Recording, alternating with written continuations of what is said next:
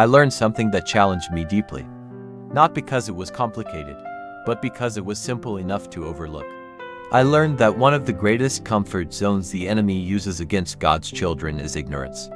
Not ignorance in the sense of lacking intelligence, but ignorance of truth, ignorance of who God says we are, ignorance of the power God has placed within us, and ignorance of the effect our own words can have on our lives.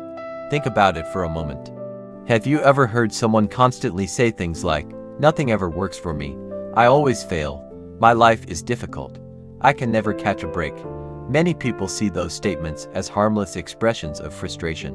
But what if those words are doing more than expressing feelings? What if they are gradually shaping the atmosphere around that person's life? One of the lessons that stood out to me today is that our words matter more than we often realize.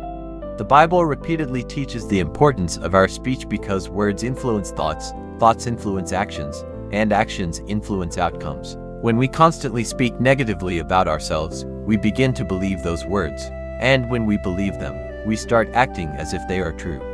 That is why ignorance can become such a dangerous comfort zone. Because when people don't know the truth, they stop expecting more from themselves, from life, and even from God. Let me give you a simple example. Imagine two people facing the exact same challenge.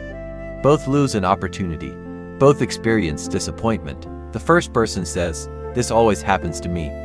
Nothing good comes my way." The second person says, "This is difficult, but I trust God. Another opportunity will come." The situation is the same, but their perspective is completely different. One speaks defeat, the other speaks faith. One focuses on limitation, the other focuses on possibility. And over time, those different perspectives begin producing different results. This doesn't mean we should ignore reality or pretend problems don't exist. It means we should learn to respond to reality with faith, wisdom, and hope instead of fear, negativity, and defeat.